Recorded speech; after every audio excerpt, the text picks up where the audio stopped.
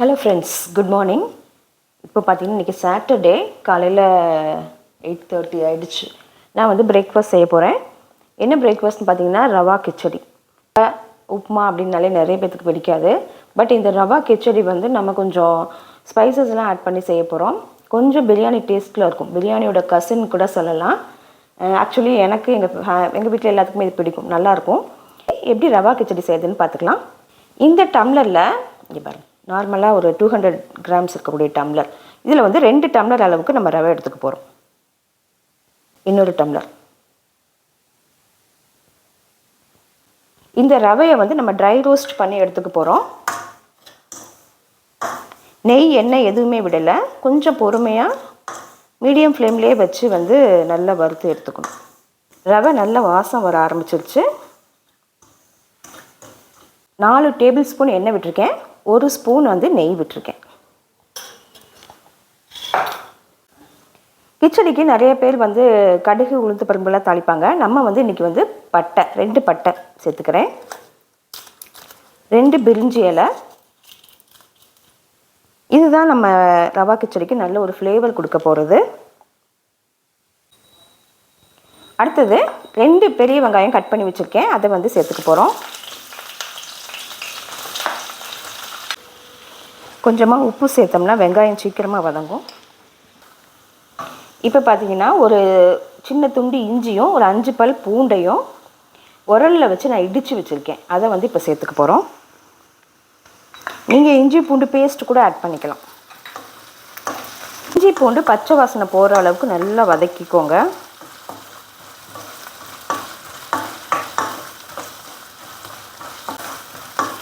இஞ்சி பூண்டு நல்லா வதங்கிருச்சு. இப்போது 4 பச்சை மிளகாய் கீறி வச்சுருக்கேன், அதை சேர்த்துக்க போகிறோம். அடுத்தது 2 தக்காளி கொஞ்சம் சின்ன சின்னதாக கட் பண்ணி வச்சுருக்கேன், அதை சேர்த்துக்க போகிறோம்.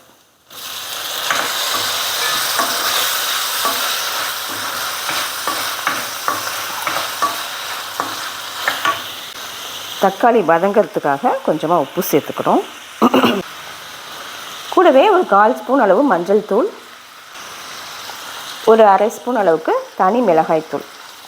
தக்காளி நல்ல தோல் பிரிஞ்சு வர அளவுக்கு வதக்கிக்கோங்க.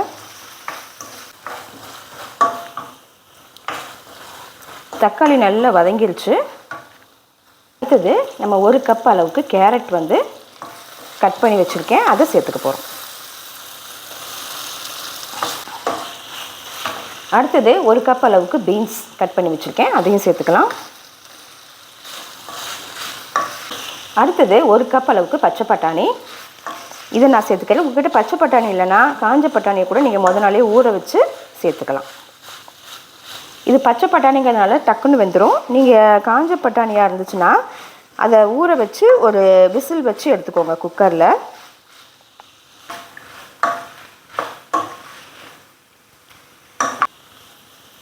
இப்போது இந்த காய்கறிகள் வேகிறதுக்கு கொஞ்சமாக தண்ணி விட்டு வேக வைக்க போகிறோம். 5லேருந்து 7 நிமிஷம் இந்த காய்கறிகள்லாம் வேகிற அளவுக்கு மூடி வச்சு நம்ம வேக வச்சுக்கலாம். காய்கறி எல்லாமே நல்லா வெந்து வந்துருச்சு. நான் ஒரு 7லேருந்து 8 நிமிஷம் வரைக்கும் இதை வந்து வேக வச்சேன். நல்லா ஒரு கைப்பிடி அளவுக்கு புதினா வந்து சேர்த்துக்கிறோம். இது வந்து நம்ம காய்கறியெல்லாம் வேக வைக்கிறதுக்கு முன்னாடியும் சேர்க்கலாம், இல்லைன்னா காய்கறி வெந்த பிறகும் சேர்த்துக்கலாம். இந்த புதினா வந்து இந்த கிச்சடிக்கு ஒரு நல்ல ஃப்ளேவர் கொடுக்கும்.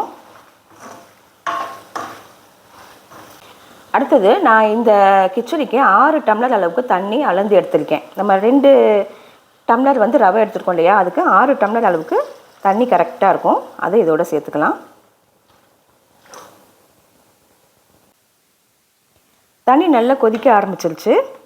இப்போது இந்த கிச்சடிக்கு தேவையான உப்பு வந்து கரெக்டாக இருக்கான்னு செக் பண்ணிக்கோங்க. பத்தலைன்னா ஆட் பண்ணிக்கலாம்.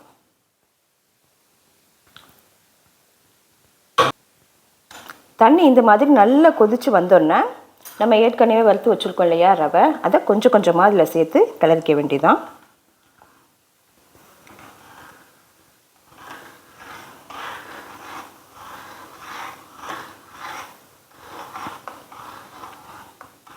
நம்ம ஆல்ரெடி நல்ல வறுத்து இருக்கனால கட்டியெல்லாம் வராது.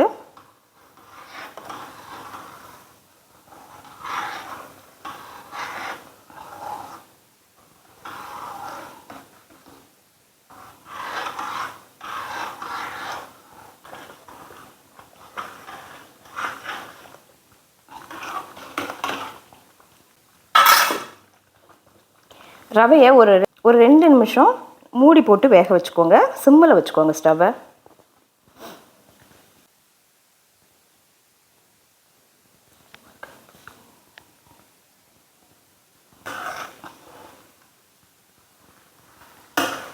ரவை வந்து பர்ஃபெக்டாக வெந்துருச்சு. இங்கே பாருங்க, நல்லா மிக்ஸ் பண்ணி விட்டுக்கோங்க.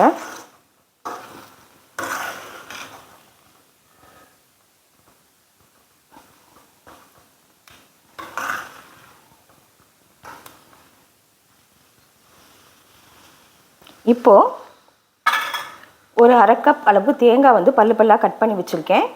இது வந்து ஆப்ஷனல் தான், உங்களுக்கு பிடிக்கும்னா சேர்த்துக்கலாம், இல்லைன்னா நீங்கள் ஸ்கிப் பண்ணிடலாம். பட் இந்த கிச்சடி சாப்பிடும்போது அங்கே தேங்காய் வந்து வாயில் கிடைக்கும்போது ரொம்ப நல்லாயிருக்கும். கொஞ்சமாக சேர்த்துக்கோங்க.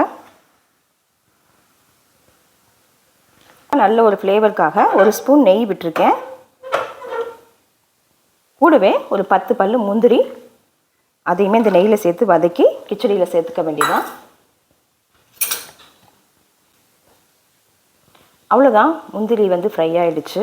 நெய்யில் வறுத்த முந்திரியை இப்போ கிச்சடியோடு சேர்த்துக்கலாம். ஃபைனலாக கொஞ்சோண்டு கொத்தமல்லி தழை தூவி நம்ம கிச்சடியை ஆஃப் பண்ணிக்க வேண்டியதான். ஒரு 5 மினிட்ஸ் மூடி வச்சுருந்துட்டு நீங்கள் சர்வ் பண்ணிங்கன்னா ரொம்பவே சூப்பராக இருக்கும்.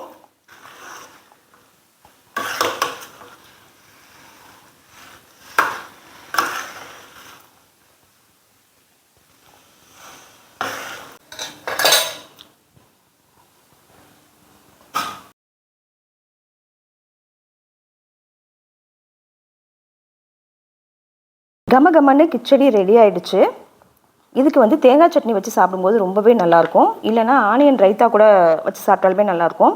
நம்ம பிரியாணியில் ஆட் பண்ணக்கூடிய நிறைய பொருட்கள் இதில் ஆட் பண்ணியிருக்கோம். புதினா, கொத்தமல்லி, பட்டை, பிரிஞ்சி இலை எல்லாமே சேர்த்துருக்கனால இது வந்து ஒரு நல்ல பிரியாணி டேஸ்ட்டில் இருக்கும். கண்டிப்பாக நீங்களும் ஒரு தடவை ட்ரை பண்ணி பாருங்கள். தேங்க்யூ.